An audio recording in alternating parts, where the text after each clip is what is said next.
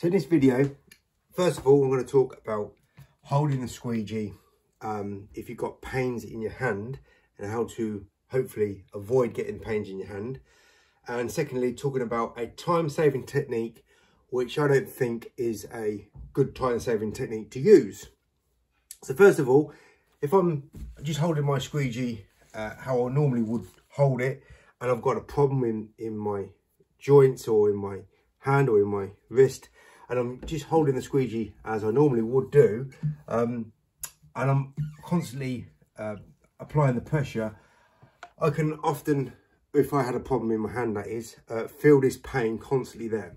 So how in the past have I avoided, I noticed it with my squeegee hand, I suppose you can use it with a washer hand as well. How do I avoid applying too much pressure so I can still do the squeegee method without having to grip the handle, let's say? So I found if I apply pressure by having my hand like this with the index finger over the top here, as soon as I press on the glass, I'm not holding the squeegee as I would normally hold it, and I'm just applying the pressure with my arm, and it kind of locks in place where I don't have to grip the handle, and it just kind of locks in place. Although I'm holding it completely differently and it feels a bit awkward, it's very easy to get adjusted to, because I have done that in the past when I've had problems, and I just hold the tool like this. So if you've got any problems with your hand, because some guy mentioned today that he can only use one hand because he's got carpal tunnel, try holding the squeegee like this, or the washer, and you might be able to use both hands efficiently without having too much pain. Right, so the other thing that I wanted to talk about is a method that many window cleaners on YouTube, not just one, many window cleaners over time have talked about, and they call it a time-saving technique. But it's actually a technique that you'll never see me do. And as a rule, if everybody does it, it's something that I want to stay away from. So this maneuver is this technique here. So go search on any of my videos. You will never see me do that technique. Now, over 10 years ago, I did do that technique and I did talk about it on camera, but I soon realised it was a defunct waste of time maneuver. Right, so talking about this particular maneuver with this tool, I'll just share the problems. Now you will get this problem with any squeegee, but it's more prominent with this squeegee. When I do this, okay, and I go up and down, and I'm making this turn mark here, I'm just pushing the solution, and I'm making a mark here. So if you do this technique, right, with this tool, you can get away with it. It's a little bit awkward, but as I said, I wouldn't ever stick to this technique anyway. But coming down, coming back up, and then just fixing that problem here and closing out, that's a way of getting around it. But as I said, if everybody does it or talks about it as being a time-saving maneuver, unfortunately, I know that the way that I work with the squeegee when I want to use a time-saving maneuver, first of all, I'm going to get it done quicker, and I'm going to have less chance of having a mistake. And of course, if you're not using the liquidator, not only are you going to be causing a sort of smudge mark in the paint somewhere with this tight turn, you're going to get the detailing. So first of all, let's eliminate the detailing. But if you want to start thinking about time-saving techniques, I'm going to say why this technique is not a technique that I want to incorporate in my line of work. So let's imagine now this is a door. Now this technique only applies to this shape size window in relation to how big the squeegee is. But we're talking a door, so a restaurant door. Let's say there's 10 windows this size here, and that means that, you know, the window is going to be much higher, much wider. I'm going to use the right size tool for the right size pane of glass. I'm going to tell you why I don't want to be doing this technique. So forget about the directional change mark. So I'm going to have to bend down twice to do this maneuver. So let's imagine this is on a bigger scale. I'm going to go up, I'm going to come round, I'm going to come down. I've bent down all the way down to the bottom of the window.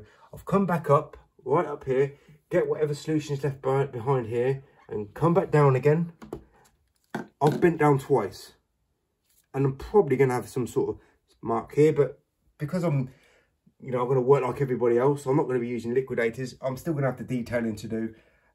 Basically, I'm working longer, harder, slower, getting less results. So why, if I was to choose that technique to a traditional fanning movement, why would I say this technique is much better to use? So I'm actually going to be maneuvering more turns and probably making the squeegee travel more. But what benefit do I have with that technique, which is more standard, traditional, coming down the glass and going the up, down technique? I'm not bending down twice. So I'm coming down the glass once. So if you just think about it, it's a big window, I'm bending down once. Okay, don't have to worry about the detailing, don't have to worry about the sharp turns. My rubber's all working nicely, it's all situated fine, so there's no lines, there's no arcs. I'm working less I'm putting less work in, and I'm bending down, because I'm bending down once, and I've got the 0 detail, 0 mistake. Now, let's talk about doing, it doesn't matter how big the window is.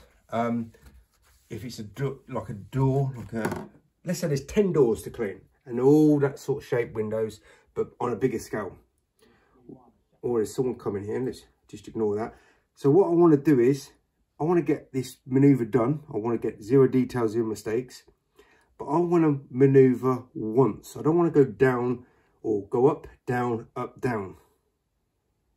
I want to maneuver once. So I want to start down here. I'm going to go up, around, fix whatever problem with the turn mark is there, and come down. So I've come down once.